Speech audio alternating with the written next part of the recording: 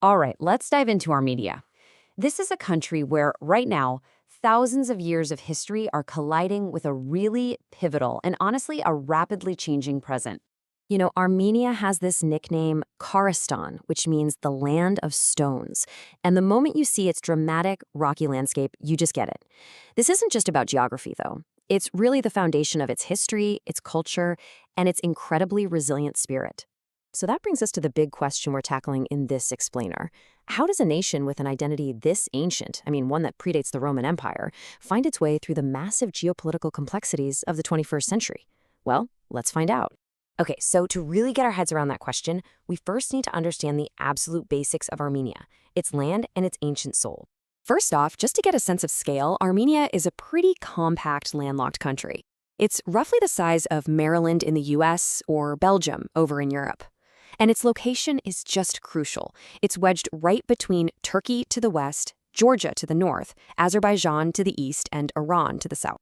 You really can't talk about Armenia without talking about mountains. A staggering 90% of the country is more than 1,000 meters above sea level. But here's the thing about its most famous peak, Mount Ararat, the biblical resting place of Noah's Ark. It's not actually in Armenia. It totally dominates the skyline from the capital, Yerevan, but it sits just across the border in Turkey. It's this constant, visible reminder of a deep, complicated history, a homeland just out of reach. And if you want to talk about deep history, get this. 782 BC. That's when the Erebuni fortress was founded, which was the precursor to Armenia's modern capital, Yerevan. So to put that into perspective for you, Yerevan is literally older than Rome. And here's another date that's just fundamental, 301 AD.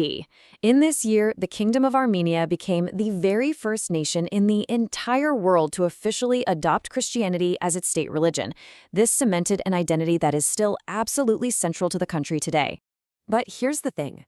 This ancient identity wasn't forged in a vacuum. For centuries, Armenia has been stuck at a perpetual crossroads, caught between some of history's greatest empires. And that, as you can imagine, has shaped its story in some profound ways. Just look at this timeline. It's a real whirlwind tour of that history. For centuries, Armenia was basically a prize to be won, a piece of land to be divided up. As you can see, it was conquered again and again by a whole succession of empires: Byzantines, Persians, Seljuks, Mongols, you name it. For hundreds of years, it was a battleground between the Ottoman and Persian empires, until Russia finally took control of the eastern half. This history of being ruled by others is absolutely crucial to understanding what comes next. This long, painful history of foreign rule reached an absolutely devastating turning point during World War I. On April 24, 1915, the Ottoman government arrested hundreds of Armenian intellectuals and community leaders. This event is what marked the beginning of the Armenian Genocide. The genocide itself was carried out in phases. Women, children, and the elderly were forced on these brutal death marches into the Syrian desert. The conditions, as this chilling account describes, were just horrific and deliberately lethal. The numbers, they're staggering. The total number of deaths is estimated to be somewhere between 1 and 1.5 million people. Today, there's an overwhelming consensus among historians that these events were a state-sponsored genocide, one of the very first of the modern era. So out of the ashes of empire and this horrific genocide, the 20th century brought a new chapter of statehood. But it was a chapter that was, from the very beginning, marked by constant turmoil and struggle. You can really think about Armenia's modern journey in 3 big stages. First, you have this brief 2-year flicker of independence right after World War I.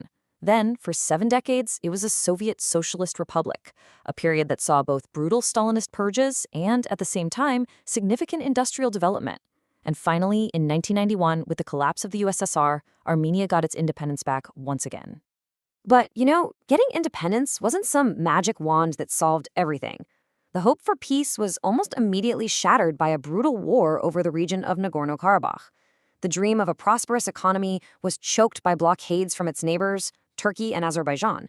And this was all happening while the nation was still reeling from a devastating earthquake and a massive refugee crisis. The birth of modern Armenia was truly a trial by fire. And then, Fast forward to 2018, something totally different happens. A wave of peaceful protests, which became known as the Velvet Revolution, just swept the country. It was a grassroots movement against corruption, and it brought a whole new generation of leaders to power, led by Nikol Pashinyan. This was way more than just a change of government. It felt like a profound democratic awakening. So, after all that, the ancient history, the centuries of turmoil, the modern struggles, it's all brought Armenia to this pivotal moment. So the question is, how exactly is it forging a new path forward today? Okay, here's one of the most incredible things about Armenia today. There are actually more Armenians living outside the country than inside it. While the population in Armenia is around 3 million, the global diaspora is estimated at over 8 million. This isn't just some demographic quirk, it's a really powerful force, a global network that shapes the country's economy, its politics, and its culture. And speaking of the economy, it's not just about tradition anymore. Armenia is rapidly earning a new nickname, the Silicon Valley of the Caucasus. A super competitive and fast-growing tech and IT sector has become a key pillar of its 21st century economy, and it's attracting a lot of investment and talent. Now, to really build on that momentum, the current government has this bold new strategy they're calling the Crossroads of Peace.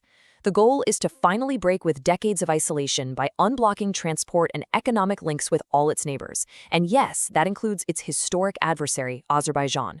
This is about more than just trade. It's a fundamental rethinking of Armenia's place in the region, and we're already starting to see the very first tentative signs of it working.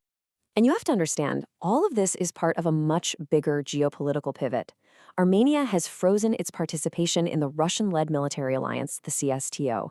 In early 2025, its parliament approved a bill to officially apply for European Union membership. And just this past August, its leaders signed a joint declaration committing to a historic peace deal with Azerbaijan. These are huge, decisive moves away from its traditional allies and toward the West. So here we are, Armenia is once again at a historic crossroads. But this time, it's charting its own course with a new and kind of startling confidence. The question is no longer just about survival, it's about transformation. Can this ancient nation, a nation forged in conflict, become a new anchor for peace and prosperity? And in doing so, actually reshape the future of the entire Caucasus?